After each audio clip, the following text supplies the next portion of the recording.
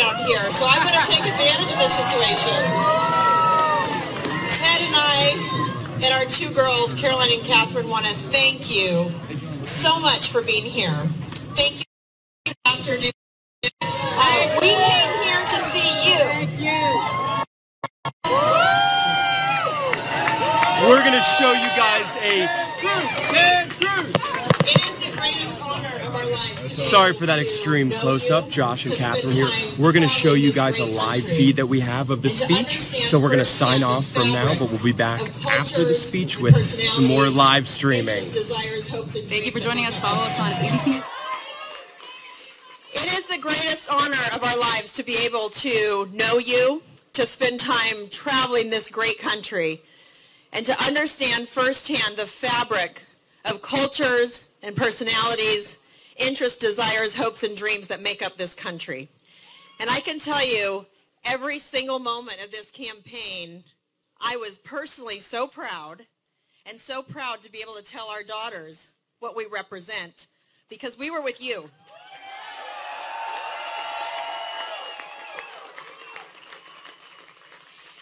And it's in this first months that follow that when I hear Catherine, who's 5, and she would remind you 5.5, when I hear her in the back of the car or in the bathtub when no one's listening, singing a couple refrains from our national anthem or from God Bless America, I know that we are collectively on the same team and that we are representing to our kids, to your kids, and our grandkids and your grandkids, that we stand for something.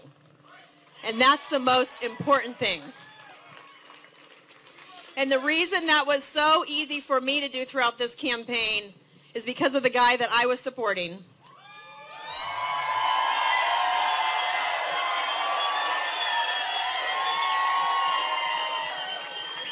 A person who I know and you know has total command of the issues, who knows our Constitution, who knows that you come first in this country and your voice will be heard. And with that, I want to introduce to you my husband, my best friend, and our U.S. Senator from Texas, Ted Cruz.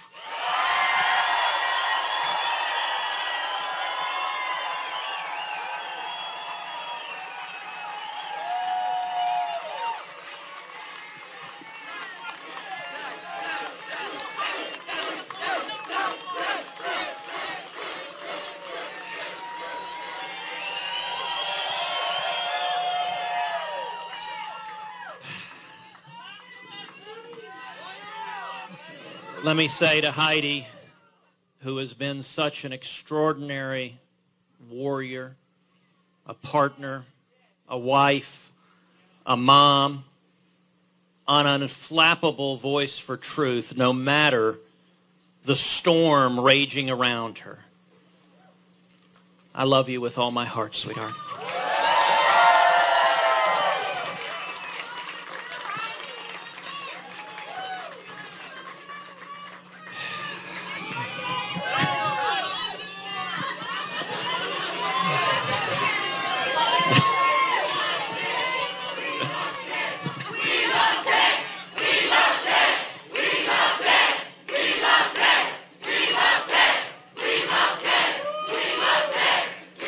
You know, this afternoon is really for one very simple purpose, and it is to say thank you to each and every one of you. Thank you from the very, very bottom of our hearts.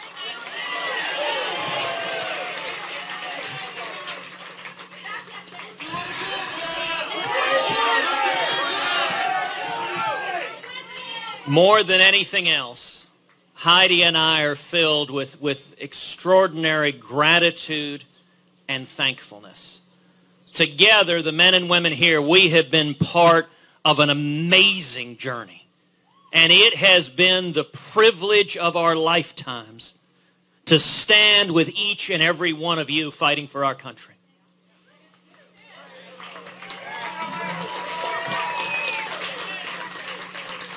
The men and women gathered here today, you are patriots. You love this country. You love our Constitution. You love our freedom. You love our children. And you believe in tomorrow.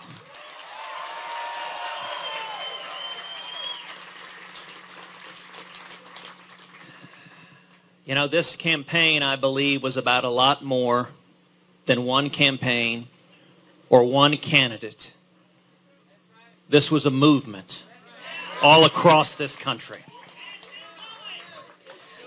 You know, I'm reminded over and over again of the inspiration we receive. Some people would ask on the campaign, do you guys get tired? Do you get beaten down by all the nonsense? And the answer I would give over and over again is no. I am inspired, and I'm inspired by each and every one of you.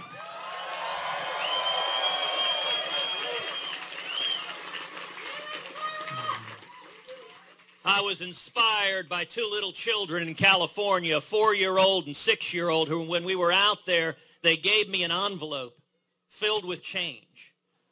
They had held a lemonade stand the weekend before. They said, we want to give everything we made in that lemonade stand to the campaign because this is the future of our country.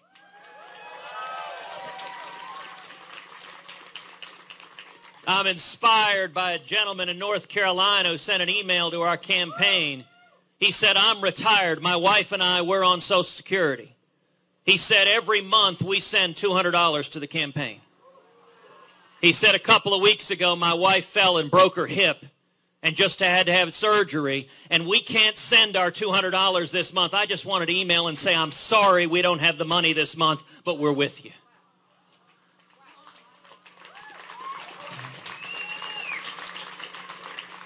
You know, I'm inspired by a woman in Indiana. When Heidi was in Indiana, was visiting at a volunteer center, and a woman came to her and said, I've got a letter, Heidi, I want to ask you to give to Ted. It's a letter that explains my husband's originally from Hungary. And she said, I'm a volunteer here. She said, if you guys win, I want my husband to be ambassador to Hungary.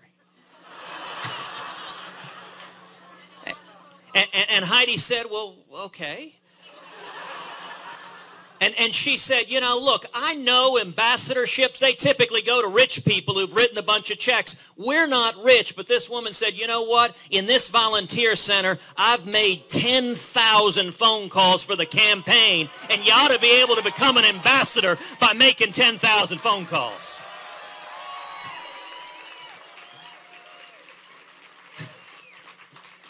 And all Heidi could say was, you're absolutely right. You know, I'm inspired by a woman in Iowa who picked up Heidi at the airport. She was driving the bus to and from the parking lot at the airport. She homeschooled her kids. And every week she volunteered on the campaign. She had all of the burdens of life, all of the time of her family, of work, and yet fighting for this country was worth it for every waking moment she could do.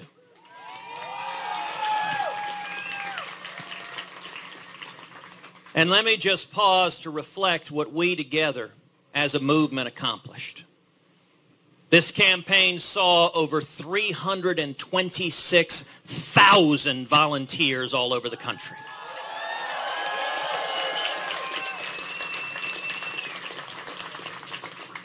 Collectively, we raised over $92 million, more than any Republican in primary history.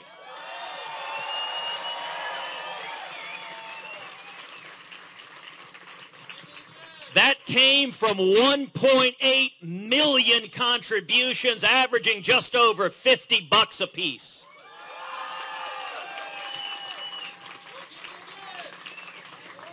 And together this campaign earned nearly 8 million votes, won 12 states, won nearly 600 delegates, and astonished the Washington establishment.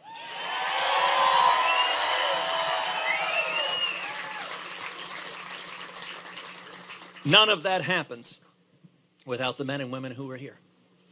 None of that happens without each of you, without your time, your sacrifice, your commitment. You're willing to stand up and be attacked and be vilified and stand and say, no, I'm going to stand for something that matters.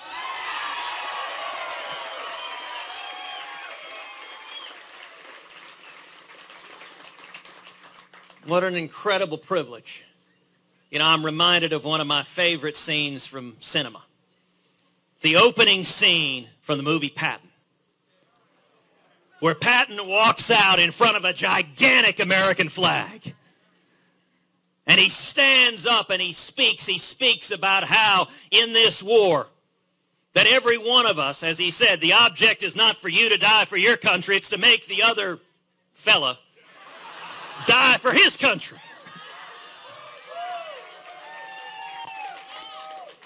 But Patton, taking a page from William Shakespeare in his St. Crispin's Day speech, Patton said at the end of the day, every one of us who was part of this, when we're old and gray and our grandkids ask, where were you in the great one?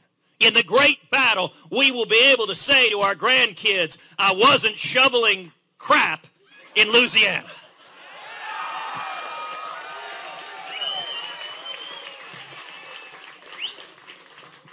And I got to say, I feel very much those sentiments expressed by Patton, that when we are old and gray, and Caroline and Catherine, I hope to give us a passel of grandkids, that we can tell them we stood with the men and women who were fighting for this country, who were fighting for our freedom.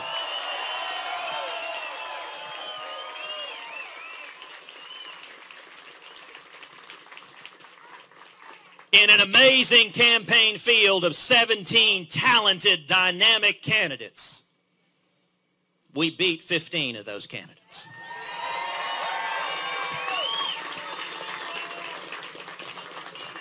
We just didn't beat 16.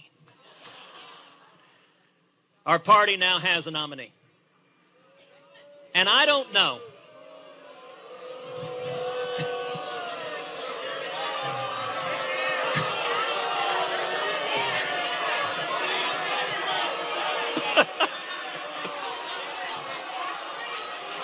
All right. That was pretty well orchestrated. Jeff, did you email them to fly the plane right when I said that?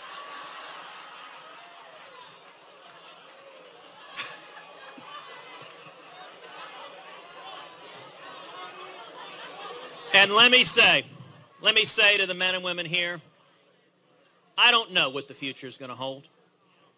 I don't know what's going to happen, but what I do know, what remains unshakable is my faith in the men and women here. What I do know is that every one of us has an obligation to follow our conscience,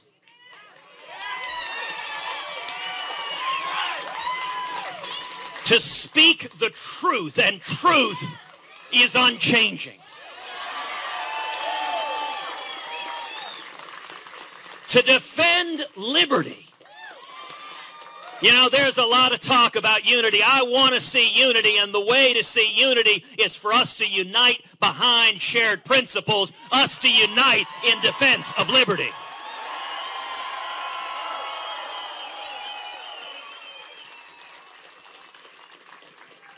And for us to empower the grassroots.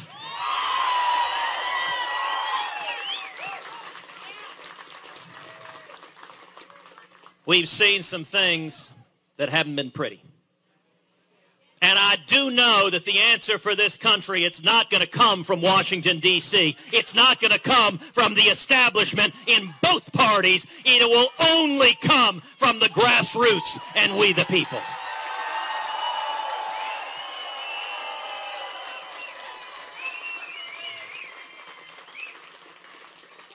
You know, one of the great things about being married, when you have a spouse who's a soulmate, who's traveling the journey with you, when you're up, she tries to keep your feet nailed to the ground. And when you're down, she tries to lift you off the ground. Earlier today, Heidi emailed me something she found on the internet, which made me laugh. Some of y'all may have heard it before, but it's still worth remembering. Over 5,000 years ago, Moses said to the children of Israel, pick up your shovels, mount your asses and camels, and I will lead you to the promised land. Nearly 75 years ago, Roosevelt said, lay down your shovels, sit on your asses, light up a camel. This is the promised land.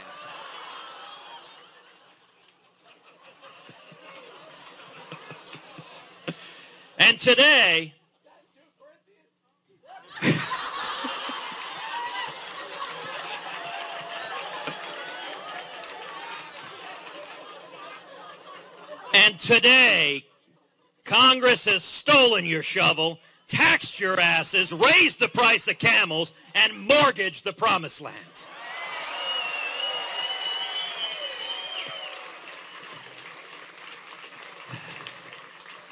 And I got to say, that sums up the frustration people have across this country, the frustration with politicians in both parties that don't listen to us, that don't do what they promise, that don't fight for the people. We need leaders who fight for the working men and women of this country.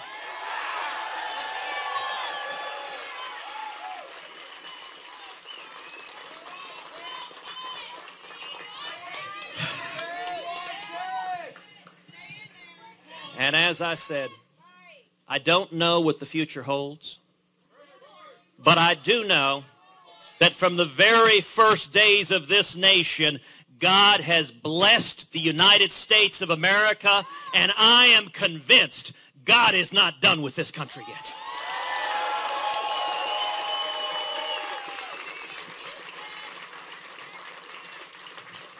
And if we are faithful, if we speak the truth, if we defend liberty, if we defend the Constitution, if we empower the people, then I promise you there are brighter days ahead for the United States of America.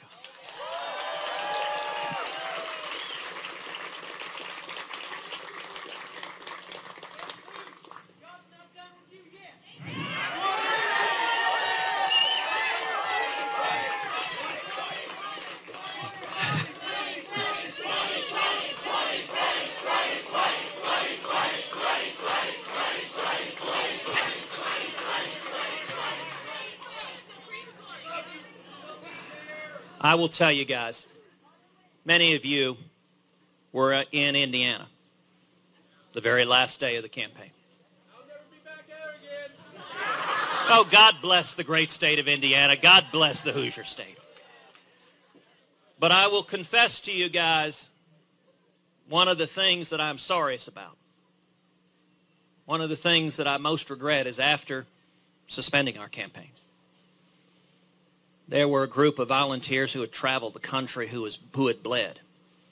And I am to this day upset with myself that I could not stay and hug each of your necks. That I couldn't thank you one at a time, and I'll just confess, I didn't have the strength to do that and not break down. And we had 50 TV cameras there, and I'll tell you, I wasn't going to let those SOBs turn Lying Ted into Crying Ted.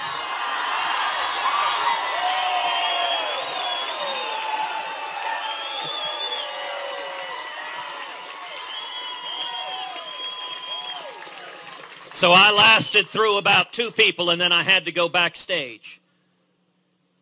But I am so grateful that Heidi stayed out and hugged every person there.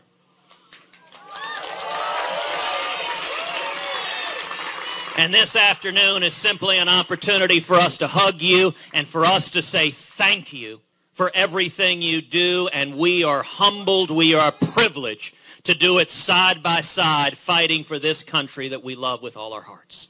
Thank you.